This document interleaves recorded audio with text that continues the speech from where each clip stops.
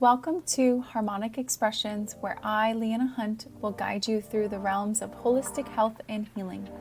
Dive into these episodes filled with transformative insights and discover practical tips to nurture your body and soul. Whether you're new to wellness or a seasoned practitioner, this podcast is your source for healing and growth. Tune in for your dose of inspiration and knowledge and embark on a journey towards harmony and well-being. Let's get started.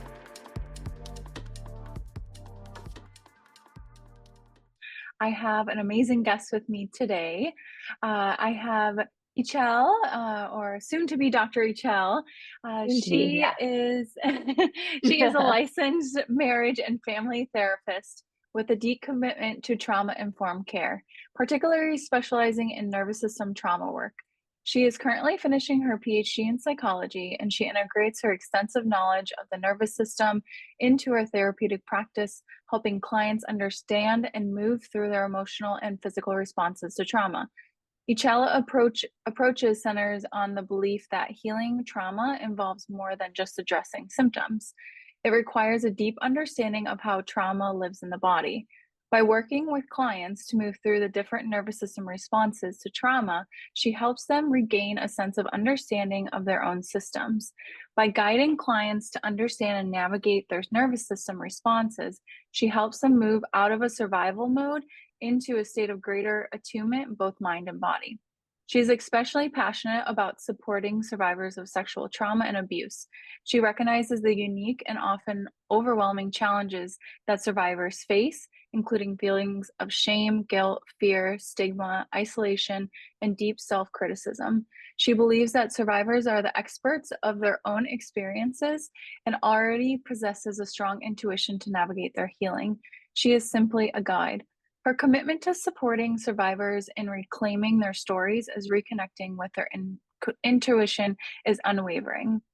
Her therapeutic approach and practice blends compassionate, trauma-informed care with modalities such as somatic experiencing, internal family systems, and attachment-based approaches. Ixchel also incorporates holistic methods like Reiki and soul integration work, providing clients with comprehensive mind, body, and soul approach to healing. Ixchel's dedication to nervous system trauma work is at the heart of her practice. By helping clients tune into their nervous system and emotional bodies, she supports them in making sense of and honoring the ways they have survived in the face of unimaginable and unmanageable experiences. To bear witness as they take hold of their stories, shed who they are supposed to be, and step into who they've always been. Oh, thank you so much. There was just so much in there when I first read this where I'm like, oh, I cannot wait to have her on here. I'm really excited to be here. Yeah, you have a lot of different experiences, and I love how you're intertwining them all together. And Yeah. I really want to start with like, how did you get into this line of work? Not only as a marriage and family therapist, but then into working towards a PhD as well in psychology. Yeah. The healing practices, like the Reiki energy work, has always been something that I wanted to work towards. My Tia Mirna, I'm El Salvadorian. Um, so she really kind of introduced that kind of work to me in terms of like soul healing, that shamanistic healing. She has a background in that. My family immigrated here from El Salvador. So, she learned that there and she's kind of passed it down. So I've always been really amazed by that kind of healing work. And I wanted to step into kind of both, like having the soul work, Reiki energy work, but also the psychological work too. So, I first started, working towards my master's in marriage and family therapy, and it's been amazing. And in psychology, I just kind of wanted to have the other piece of looking at the individual perspective as well as the systemic perspective, because they're both very important when it comes to being with somebody in their journey. Oh, totally. Yes. Oh, that was totally that was mine. Yeah. Um, I was like, oh a no, did few I take things. off her? video. Oh no. I've been learning to mute my mic. Otherwise, I tend to say like, "Yes, oh," and then it like flips the screen. So I Oh, gotcha. I Mhm. turn everything off. Um, a few things. So I was attuned in Reiki recently, and I'm kind of curious to know, like, based off of it being passed down versus just going and receiving a certificate, like what that is like. But then also, like, I would love to learn more, and maybe we'll get into some of this too, of and Yeah. maybe some of the listeners of how you intertwine that. Because I don't think I've met anyone that does both of them, where they almost do energy healing plus into like a therapeutic type of experience as well. So when we talk about and when I introduce you, there's quite a bit about the nervous system. So can you just share a little bit more of your view on trauma and then how that is related to the nervous system? And then if you want to share maybe client experiences or how you work with people that have trauma and then what that would really look like for them. Yeah, of course, of course. So the the nervous system aspect, I really got introduced into that in graduate school in becoming a licensed marriage and family therapist. We have to take a couple of trauma courses, and of course, they talked about EMDR, and what trauma is specifically. And then we went into different kinds of healing practices, and I was introduced to somatic experiencing. And that's a nervous system trauma work introduced by Dr. Peter Levine. It's pretty big now in terms of them training different therapists. So I went through that 3-year training, and I cannot stress it more how amazing it is. But it really looks at trauma as being stuck in the body. And, the DSM would really define trauma as witnessing a horrific event like an earthquake, things like that, not being able to escape something like that, or a physical attack, any kind of really huge, big disasters, and also witnessing something happening to someone else. But with somatic experiencing, it doesn't have to be a huge disaster, it can be something small. And what I mean is, obviously, trauma is not all small, but if you are continually experiencing emotional abuse, the nervous system doesn't can't differentiate that from an earthquake. It just knows that there's something going on and it needs to get out of that situation. And as humans, we have an amazing neofrontal cortex, right? Or rational thinking and everything like that. The thing is, when we go through our trauma responses, fight, flight, or freeze, and even like hyper freeze, which is at the tippy top, if you look at it as like a bar graph, it's right on top, and it kind of prepares our system for death. Um, when animals go through those responses, like for example, a zebra being chased by a lion, the lion somehow like it escapes from the lion, it'll go through the flee response, the fight response, and then leave. And those trauma responses are completed. But with human beings, our prefrontal cortex, the neocortex, will kind of traps us in those responses because it's overridden by emotions of fear and terror. And so we kind of start living in this survival process, all of these coupled together. Some people, it's not all three or four. Some of them, it's just the two, like fight or flight. But really, it's a feedback loop that's perpetuated by fear and trying to think our way out of this traumatic event when it's actually stuck in our nervous system. I love that explanation. I've had my own experiences and then working with patients too, and implementing more neurotonal techniques and watching how that's different than just adjusting wherever I feel like is needed as a chiropractor Yeah. is so different. I guess like I have a few questions. Do you think someone's trauma, so say there was an earthquake that was like the same, well, I guess we'll take out like how the magnitude of the stressor of the trauma.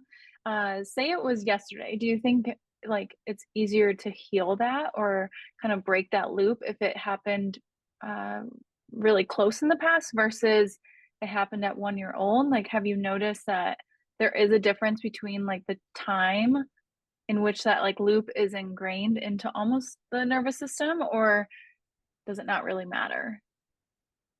In my training of somatic experiencing, they always stress if a client can come into therapy to heal the nervous system trauma, it's quote unquote better, but at 1 year old, when we're one, if something happens to us, we're not even going to know like what's going on with us. And then until we get towards like adolescence, adulthood. And so yes, to answer your question, yes. And we had an earthquake yesterday, and you came into somebody just really try to work with your nervous system. In a way, yes, it's more helpful to come in immediately. But most of the time, as humans, we don't even know that we're living in those responses. And our minds do a amazing, amazing job of just trying to tell us like no, no, no, no, like we're okay, or completely dissociate the event itself. I know it was a long-winded answer. No, that was great. And that's like what I've seen too. It's Mhm. almost like if someone comes in right after something happened and we verify that nothing is emergent or urgent, and we start taking care of them like through the physical body, through Yeah. adjusting, that it does shift it much differently versus someone that comes in with the same pain or that just describe the same, uh, that it's much harder to heal. And it's, Mhm. I think, like, and there is research that shows like it's almost like that pain is like stuck in the body, like almost the same thing that you're saying, like it's in the body, it's stuck in the body, which Mhm. I find so fascinating. And I think our bodies are just massive receptors to so many different things. And so if we do have something that almost which I don't know if this is the correct terminology, but triggers that Yeah. loop, it would be it's sometimes so challenging to heal from certain experiences because of that, from like Mhm. my perspective working physically. um I know some of these questions are not like what we talked about, but another one I guess would be that, have you noticed certain different types of trauma respond better to certain types of like therapeutic techniques, or is it really per person? Like, it's based off the individual. Yeah, I would say it's really based off the individual, and the field of psychology, there's tons of research out there of like what theory is best for trauma, working with trauma and whatnot. But it really, really, really depends on the individual. And this is just my personal standpoint of, you know, doing a lot of research and being in the different facets of healing. It really takes a mind body and soul approach if you an energetic approach from what that's my personal standpoint in terms of what I've seen. But there are amazing modalities out there that do wondrous work with trauma. EMDR, obviously it's out there a lot. It's amazing too. Somatic experiencing, internal family systems, which looks at your mind as having different parts and then a whole self, and these different parts holding the trauma and running the system. And also, narrative therapy too, which looks at the bigger systems we have in our society and asks like, why does this kind of trauma happen? Obviously, we can't um, really tell when an earthquake is going to be happening, but in terms of violence against each other, really looking at that too. Yeah, so fascinating. And I've been to a counselor once when it was during the pandemic, and then I also went to another therapist and I said, diagnose me. I need the diagnosis. And she's like, Mhm. there's no diagnosis. You're just highly sensitive to a lot of different things. So it's been interesting to like see different people's approaches as well and Mhm. the techniques. And how everyone almost looks at it differently, and then also, like, how it is different at different phases of your life as you grow into Yeah. maybe experiences that you don't know are gonna happen or that are repeating themselves. So you mentioned, like, energetic, and I know you have a background in that too, and Mhm. I would love to learn more just so even about that in itself, but how do you Yeah. tie that into client work right now? Yeah. So the energetic work, the Reiki specifically really works well with the somatic experiencing because, the nervous system, yes, it like has so much energy that's bound up when trauma happens, the fight response, flee response, freeze response. And then if you are not able to get out of that situation or you have and then the brain is just making meaning out of it, you can go into the hypo freeze response. So there's so much energy. So with nervous system work, the energy work really pairs really well with it in terms of being with the nervous system and then being with the energy that is kind of expelling too as you move through these different nervous system responses that are incomplete. So if clients allow for, and obviously we talk about this way in advance and have a different informed consent for it. So, work kind of working through it through the nervous system responses from, speaking with them and like asking what's going on now and checking in, and then really utilizing the hands-on approach with Reiki. If they're comfortable with, we don't even have to touch though. It's just maybe hovering of hands, things like that with the Reiki too. Have you seen, kind of back to the question before, have you seen certain conditions or certain types of trauma that do better if Reiki is integrated? Yeah. It's what I have noticed, of course, with sexual assault, with Reiki, the hands-on approach needs to be modified in terms of asking where they're feeling the energy. So maybe I'm just standing afar if they're not comfortable and moving through them with those responses too. Physical abuse, emotional abuse too, because that's particularly tricky with the nervous system. It knows there's an immediate threat and it knows we need to get out of this situation. But usually, in terms of an emotional abuse situation, it happens over and over and over again. So it's it's a little harder in terms of like really getting the nervous system to expel those responses, the energy response. But it's definitely doable. Yeah, I've noticed that too. And actually, one of the techniques with chiropractic that is doing good research because they've eliminated a lot of variables when doing research is that they're actually finding out what we're adjusting is about 80 to 90%. I can't remember the exact number is actually emotional, but it's showing up in the body. So, and which I find so interesting because I feel like for me, when I when I feel like I have a hold on my emotions, I feel like they Mhm. don't really affect me as much. But when you don't, like it's like they really impact you and they really like, make Mhm. you almost well because like you're almost allowing it or not understanding it or not feeling it, and that I feel like there's so much to that, just the emotional world and the emotional body, that I Mhm. think that makes it so challenging, yeah, for a lot of people to heal as well. So you Mhm. mentioned sexual abuse, and I know we touched on that in your intro as well. um, Mhm. do you mind going into that a little bit more of maybe what specifically that looks like, or and maybe how that's related to, we know it's trauma, but how that relates to the nervous system, or maybe patterning that you're seeing with individuals that experience that, and then maybe even something that if someone's listening that has gone through that, something they could do right now, or a step, or something they could work towards to start Yeah. the process of healing from that. Yeah. So, you know, sexual assault, just I guess trigger warning for your listeners out there. It's a very, very complex kind of trauma and assault, because it does entail some physical abuse and emotional abuse, depending on, if it's happened in adulthood or childhood.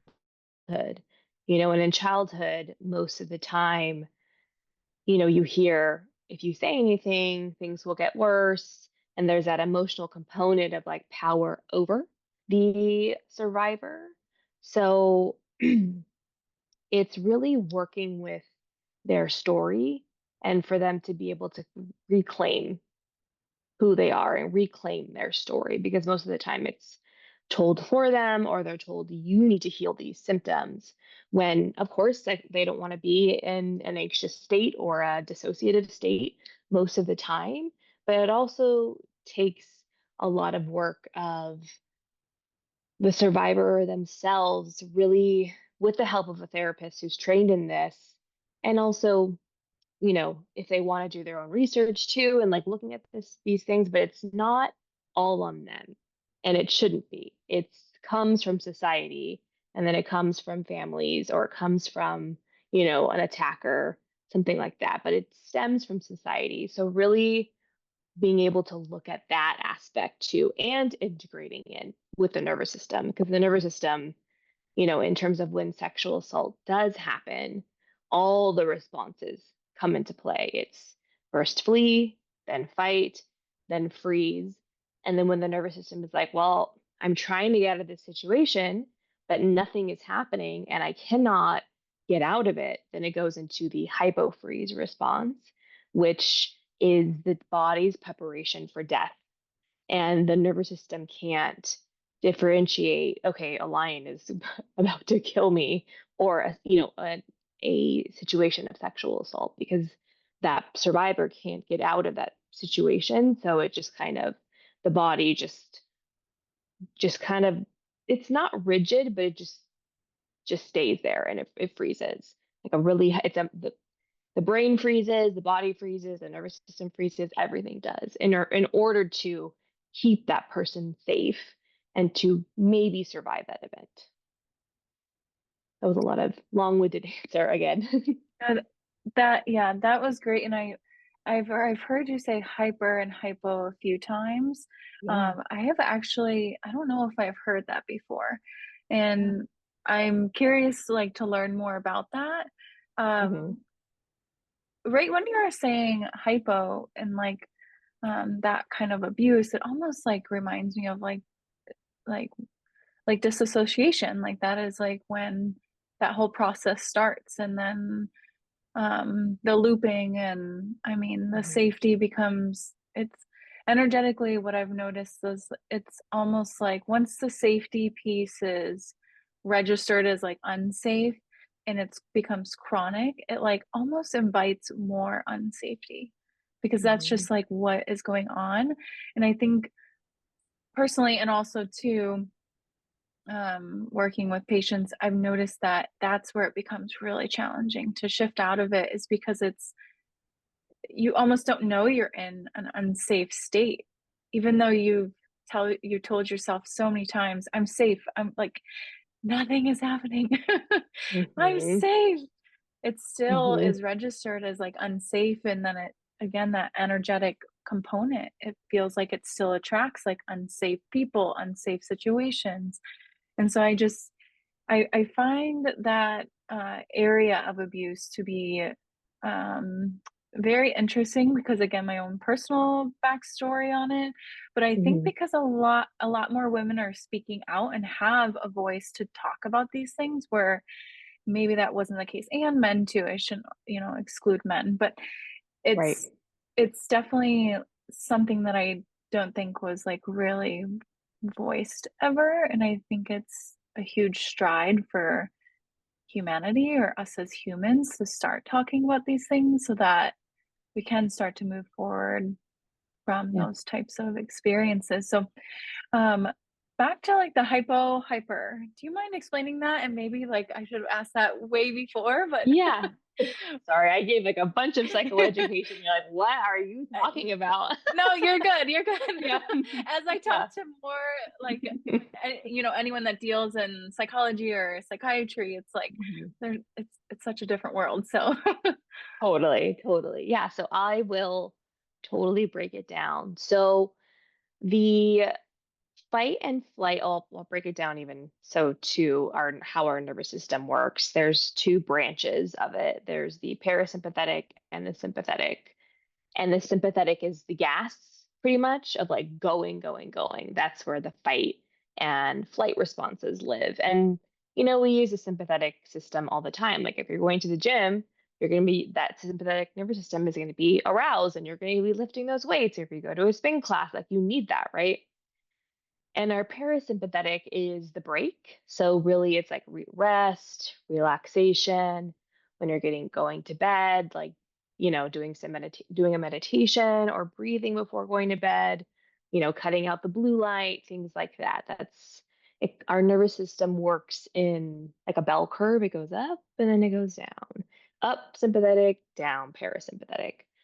And with the hypofreeze, in terms of experiencing a traumatic event with, sexual assault, particularly, it is those three systems working together. So it's the fight, flight, and then the freeze, which leans more into the parasympathetic. It's all of those systems working together, like hypocharged, like really, really hypercharged, like extreme state of arousal, like we got to get out of here, we got to do this, our nervous system isn't thinking like that. It just goes into this very primitive response, which is beautiful. And then once we cannot, it's like an unescapable attack of somebody, then that's when the hypofreeze response comes online. And that is shutting everything down. So it shuts the freeze response down, it shuts the flight response down, it shuts the fight response down. They're still active, but it just kind of comes over and does this and is like, nope, we're gonna stop. So it's like a huge brake system to the point of dissociation, feeling numb, not feeling like you're in your body, derealization. If someone has ever felt really foggy all the time, that's in the hypofreeze area. And a lot of us live our life in that response. You know, Me particularly, I guess a little bit of sharing. I have experienced this kind of trauma, in childhood and also in adulthood, and not realizing, hey, why am I living in this foggy state of mind? Like, what's going on? Like, why?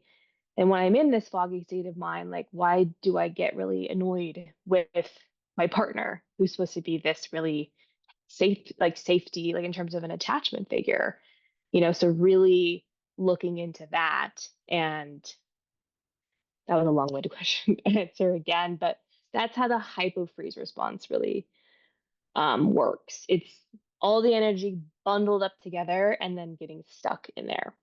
And then you pendulate back and forth through the other responses because they're coupled underneath. But it's living in all of those states. And it's a hard way to live, but sometimes we don't realize we're even living in that state. I've noticed that for myself. I actually, and I most likely will continue with certain like business endeavors. But I seriously think my first few businesses were like a trauma response. I Yeah. just Yeah. like business is a lot of chaos and a lot of stimulation all the time. There's a lot of moving parts.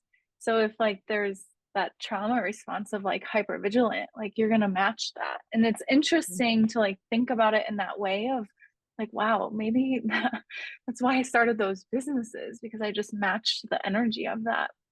And Mhm. as I learn, I'm like, wow, like slowing down, that's a huge piece for me. It's like almost healing all of that. Um, it's interesting. I don't know if you've ever worked with heart rate variability or HRV at all. Mhm. Um, Some of I it, not a lot. Okay. It's, like, reminding me of that, and now I'm, like, curious. I would love to, like, even know more about this, but with heart rate variability, well, back in 2020 when I was using that with patients, it would show, like, a graph, and it would be, like, parasympathetic and sympathetic, and then you would wanna be on a certain place of that graph. And that would say that your body is essentially resilient. It's able to respond to a lot of different stressors, but it's not making it like hyper or that hypo. And it was Mhm. interesting because a lot of moms actually would come in and they would be a hypo parasympathetic and they would look and be like, parasympathetic, yes. But it's reminding me of like, no, that it's like their body completely shutting down. And that's like how we would explain it to them was like, no, actually, Mhm. this is what it means is that your body is almost like non-responsive at this point. It's not responding to those stressors. And I find that really fascinating because, a lot of women that do experience sexual abuse or sexual trauma, and then they become a mother, maybe even from that occurrence or post, it's like, oh my gosh, the layers of all of that. Mhm. It's very challenging, I think. Um, for yourself, with your line of work, like, where does that person usually start? Is it going right into, like, their story? Is it doing a certain technique or, Mhm. is there, like, a kind of, like, a method in which you walk through? And, like, is there a certain time frame that you work with an individual that's experienced that? Yeah. So with working with the nervous system, it's a slower process.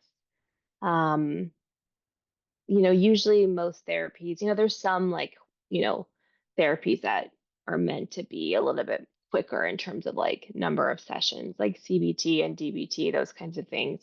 And their tools are great. It's just with this kind of work, it takes a little while in terms of unbundling those responses. So really from a somatic experiencing lens and nervous system lens, working with that kind of trauma, it is first resourcing them and their nervous system. And then what that means is really having them be in a therapeutic room, just noticing what they like about the therapeutic room. Sometimes neutrality is even the best way to start, not even safety, because when you experience that kind of trauma, you're not really sure what's safe. You have somebody in front of you that's like you're safe, but really is your emotional body and your nervous system is like, I don't know if that person's safe. Like I just met this person, even though they're a therapist. So it's really about resourcing them from an emotional standpoint and from a nervous system standpoint. So what do you like about the room? Like what's neutral about it that you like? Okay, I like this plant that's in the corner. What do you like about it? Okay, the green. What's the green making you feel? So really building up those feel good or even neutral responses of like of the green, something like that. Or if you know I had a when I was in my third year of the somatic experiencing training, we worked with this kind of trauma, and I volunteered myself to work with the trainer, and he resourced me to this banana plant that was in the room, which reminded me of my dad, who I love dearly. And he's from El Salvador, and he always talks about the banana plants in El Salvador. And when we go down there, they're there, and it's just this huge community, and everyone's like really lively and a lot of family. So it resourced me in that place of going back to a happy memory or going back to a neutral memory. So it's really about just resourcing them and getting them used to you too, as well, which takes some time. Yes, I've never heard of that. Uh, I love that, and that's actually something I've noticed when working with kids that, are on the spectrum with autism or they have seizures. It's almost like sometimes they'll actually just come into the office or you go and meet them before you Mm-hmm. even talk about doing anything else, and maybe it's a few times of that, to almost like attune their nervous system to the environment, to build that trust of like, Yeah. Hmm. because it's so easy. I feel like the nervous system is like such a beautiful, complex system, but it's all patterning. And the moment it has that one thing, it's kind of Yeah. back into what it's used to. Um, so if there's someone, if there's someone that's listening that wants to work with you, you're in San Diego, correct? I am, And yes. Hmm. okay. Yeah. Um, However, do you do online work at all, or are you offering any kind of online servicing? Yeah, I work with clients online. I work with them in person. I do both. So whatever someone is most comfortable with, and you know, this working with sexual assault in particular, sometimes Zoom is a nice boundary at first when someone is starting to first work with this kind of trauma, and then they get into the point of where they're like, okay, I'm ready to come in person. So it depends, but I do work with people online. Amazing. Mhm. Great. Is Yeah. there any um recommendation, well, not recommendation, or guidance that you would give to someone that may be listening that's ready to take the first step of this kind of Yeah. work? Is there something that you Hmm. would recommend, or is it contacting you? Like, what would that look like? Yeah. They can 100% contact me. Therapy is also about the therapeutic relationship. Nothing, I always emphasize this to new clients or like to students that I work with. The work won't be done regardless of the theory if the therapeutic alliance and the relationship is not there. And the trust is the most pivotal foundation. So it's really about finding, whether it's me or whether it's somebody else, finding a therapist that you align with and that you feel comfortable with first opening up to about your life first. And then you build that relationship and you build that safety.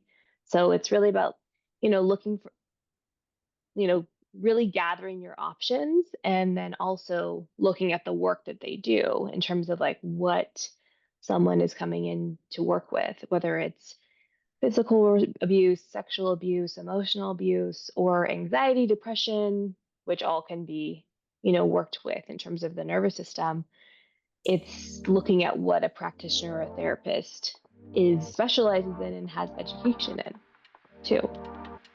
Thank you so much, Ixchel, for being on the podcast. There was so much great information in that, and I always love when I learn things as well when I'm doing these types of interviews and hosting guests. I look forward to connecting with you more, and thank you for tuning into this episode of Harmonic Expressions. Please subscribe to ensure you don't miss our future explorations into health, healing, and holistic practices. Share if this episode resonated, and until next time, keep expressing you.